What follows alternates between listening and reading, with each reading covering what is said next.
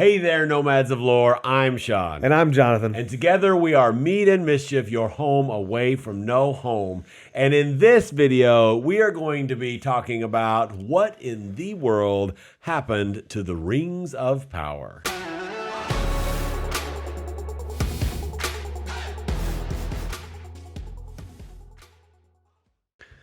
Like we said, we are going to be talking about rings, specifically the Rings of Power from The Lord of the Rings and before that. We're going to be talking about where they came from briefly, because we're mostly focused in this video on where all of those rings ended up. So there might be spoilers in here for The Lord of the Rings from the books and the movies, and there might, if they keep any of the lore, be spoilers for Amazon's The Rings of Power.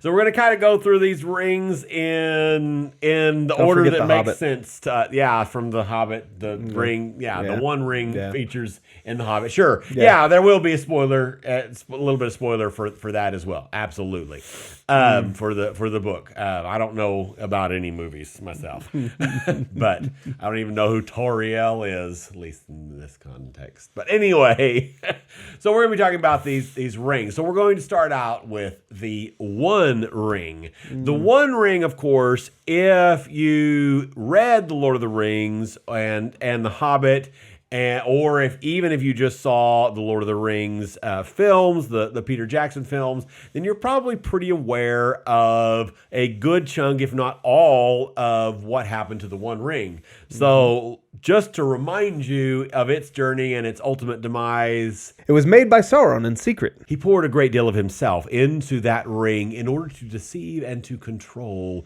the rest of the ring bearers. Sauron wore the One Ring into the final battle of the War of the Last Alliance. In the last moments of that battle, Isildur cut the ring from Sauron's finger after he was defeated by Gil-galad. And he took it for himself. Yeah. Isildur took the ring for himself. Unexpectedly, Isildur died, and he lost the ring. The ring then found its way to Deagol, who of course was murdered by his brother Smeagol on his birthday. Smeagol took the ring for himself and lived a really long time and became Gollum. He kept the ring until it was stolen by Bilbo of Bag End. Bilbo then left the ring to Frodo. After telling him to keep it secret and keep it safe, Gandalf discovered that the One Ring was in fact the One Ring and charged Frodo and company to destroy it. And then they did. So if you didn't know all of that already, and that was too much of a hop, skip, and a jump, then you should read The Lord of the Rings. It is absolutely worth doing. If you don't want to do that, you should at the very least watch Peter Jackson's films. They're considered by many to be excellent. Or better yet, we here at Mead and Mischief really like them auditory books. And if you do as well, we hope that you'll enjoy this free trial on us. As a part of that free trial, there are thousands upon thousands of free books that you can listen to, plus some Audible originals that you can listen to during that trial time. And you get a book, one free book that you get to keep for life. Hope you enjoy it. You can get that free trial at audibletrial.com/nomads. That's audibletrial.com/NOMADS. Thanks, guys. Now that we've talked about the origination and the final destination of the ring, the One Ring to rule them all and to bind them and all the things, Sauron, of course, created that one. An elf named Celebrimbor created the rest with the help of Sauron, except for 3 we'll talk about. Yeah. So we'll start with the 9 rings of men. These rings were given to the kings of men. Tolkien gave us the names of 1 to 2 of these men, explained right here. The Witch King of Angmar and Khamûl. Those 9 rings, for quite a bit of time, gave those 9 men great power and wealth. They pretty much all became great sorcerer kings. They became super powerful sorcerers, the most powerful of which, of course, was the Witch King of Angmar, but that's not the point of this video. And throughout time, they slowly became corrupted. Because remember, who created them? Sauron. Exactly. Well, Sauron and Celebrimbor, of course, throughout all the One Ring, see previous point, and the War of the Ring, they use those rings and use the power granted by Sauron and whatever else to fight the good fight. But eventually the One Ring was destroyed, and when that happened, all the Nazgul that were still alive were not anymore. Slash dead. Yeah. Died for real. Living dead. Yeah. And all of that happened. And throughout, it's worth noting before it closes out this section that it's not 100% clear whether the Nazgul actually wore those rings when they were ring wraiths, or whether Sauron took them back for himself. And it's not really clear where they ultimately resided. So it's obviously also not very clear what happened to them. It was not told exactly what happened to them when the One Ring was destroyed. They might have been, if they were on the Nazgul, might have been destroyed with the Nazgul, might have just fallen to the ground and discarded as trash. Who knows? But they're gone, or if they're not gone, they're of little importance at this point anyway. Mm-hmm. The exact details around the 7 rings for the Dwarven kings and their halls of stone it is a little bit more sketchy. We kind of have to read between the lines and look at connections in other places. Almost certainly those 7 rings were given to the kings of the 7 clans of dwarves, the names of which will be listed here. And dwarves are always kind of something else and something different. Now, the dwarves, of course, because of their nature, are very hardy folk. And because of that, they were able to resist many, many of the corrupting elements and parts of the One Ring's control of the other rings. A side theory that I don't think I've heard anybody else say, if there are, you're welcome to point them out in the comments. I probably would enjoy watching their video. But a side theory about another reason, maybe, this is kind of a weak theory that's tenuous at best, but about why the dwarves were not as corrupted is possibly because they were created by Aule later, after the song of the Ainur was sung and all of that. And so they may not have had connection to Melkor, and who was corrupted, who, of course, affected Sauron and all that stuff. So that may have had something to do with their uncorruptibleness and their hardiness as well. It does seem that the 7 rings did amplify the dwarves' lust for gold and wealth, and this is actually probably where the origins of the dwarven hordes come from. If you're just a movie watcher and you watch the 3 Little Hobbits and the Hobbit movies and Smaug and all of that, we won't say mess, but anyway, if you watch those movies, if you watch those movies and you notice the Lonely Mountain area with Smaug, that is one of the dwarves' caches or hordes of wealth. Yeah. Absolutely. So that's what happened with the rings throughout time.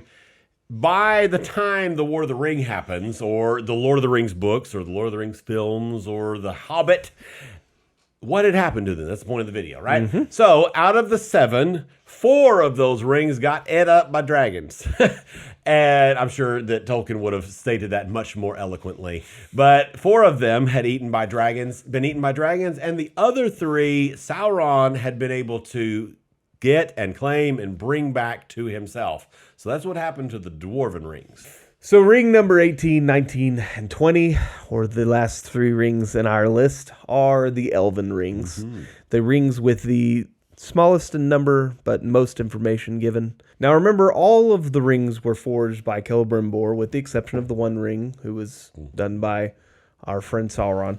But Sauron helped with every single ring except for these 3. Celebrimbor forged these by himself, which probably gives them their innate resistance to Sauron's corruption, as we'll kind of see in At each least one sort of them. anyway. Yeah.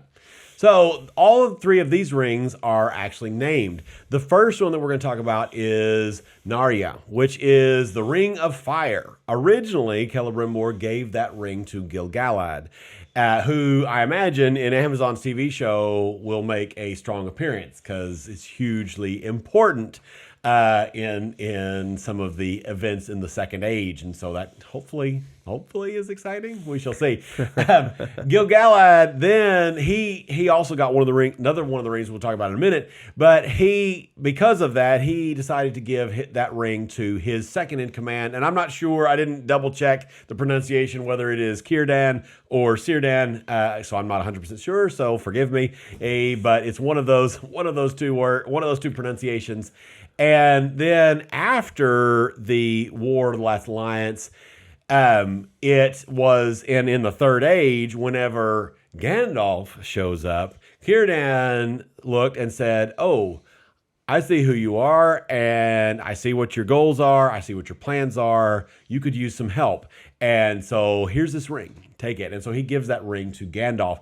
And the presumption and assumption of what that ring did, it seems like that ring helped inspire trust and hope, which fits with Gandalf very well and is very perfectly fitting and kind of helped inspire the downtrodden and all of that and bring hope to Middle-earth. So that seems to be true. We need some of that today. Absolutely, I agree. So we had the Narya, now we have the Nina and the Santa Maria. Sorry. And the Pinta. We have the Nina. Anyway, the Ring of Water. Celebrimbor created this and, of course, gave it to Galadriel. She carried this throughout her life and into the Fourth Age. And we think it's in the movies, at least in the extended edition of the Lord of the Rings. But it's definitely in the prologue. You do get to see this ring. So this ring's power, what it did is it was presumed that it helped protect and preserve Lothlorien, which, of course, is the little foresty place that all of the elves lived happily ever after. And then we move to number 3. Yeah, the final elven ring was Vilya, the Ring of Air. It's not the Santa Maria. Not the Santa Maria or the Pinta. But it was also originally given to Gil-galad, which should tell you about his importance. And so he carried it throughout the War of the Last Alliance and facing Sauron and all that kind of stuff. And then, as we know, we kind of mentioned earlier, or I kind of whispered earlier. Well, I don't know that I did. But he croaked. He died at the end. He died. And after he died, Elrond inherited it. And in the Third Age, the Lord of the Rings time, and then into the Fourth Age, Elrond continued to carry that. Its power, and we're not going in deep into that, but in brief, it's very similar to the way Ninya helped Lorien. It probably had something to do with the protection and the preservation of Rivendell. And so both of those rings seem to have some powers of preservation and protection. We're dealing, of course, in Lord of the Rings with a pretty soft magic system. So which is one of the reasons why a lot of the problems in Lord of the Rings aren't solved with magic. So very, very cool stuff. It's important to note at this point that when you really think about it, all of these rings were either destroyed or faded into obscurity in the end. Mm-hmm. And we feel that's very telling as to where Tolkien put his importance. It wasn't on the baubles and the trinkets and the powerful, amplified, magic, awesome wands and things. Or even people, for that matter. Mm-hmm. It's just about the people. It's about the weak. And the land. Mm-hmm. And, yeah. So, now that you know where the 20 rings, 17, 18, 19, the one to rule them all, and all the other ones, where they all went, yep. You know all the things. And so please like, comment, subscribe. Tell us in the comments, what is your favorite ring or rings? What is your favorite subset of rings? What other Tolkien content would you like to hear? Yeah, give us some ideas. Thank you, guys. We'll see y'all on the flip slide. Yep, slide on down the flip slide.